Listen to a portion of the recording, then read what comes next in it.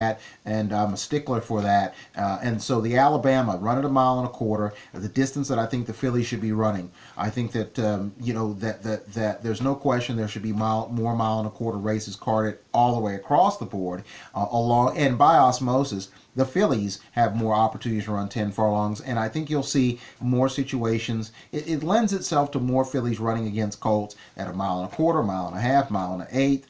And so forth. It's more interesting when you watch these races. And Eskimo Kisses for Ken McPeak, who I've talked about in our pedigree profiles, in the pedigree podcast, a trainer who I have a tremendous amount of admiration for because of his international vision, his ability to go and look at bloodstock around the world. He's engaged in that. He's running Group 1 races in Europe and isn't just a Kentucky farmhand who only thinks that there's only one way to do business and only one set of horses that you need to be looking at. He looks at horses from around the world, and he's very, very worldly, and he is being rewarded for that. He and his wife Sue McPeak, a great team. They do great work, and it's just very gratifying to see him win a Grade 1 like the Alabama.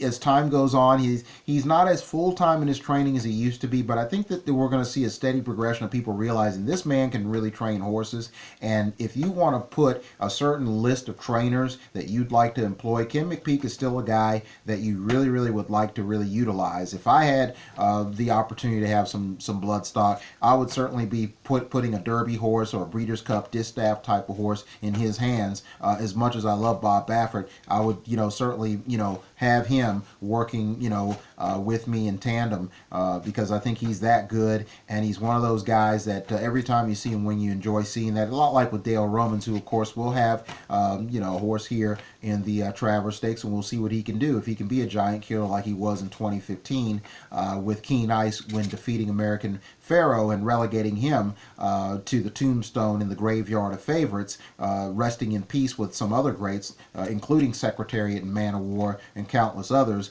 in that mass grave at Saratoga Springs. And someone is going to be the favorite, and there's a good chance that that favorite could be buried there at Saratoga once the Travers Stakes takes place. Good Magic will probably be the one. I won't say that he's going to be the one that's going to be the victim, but the target is on his back, and he's going to have to overcome that curse and to be able to prevail in this race, along with those other 12, those other 10 3-year-olds. So, but anyway, Kim McPeak wins the Alabama with Eskimo Kisses, and then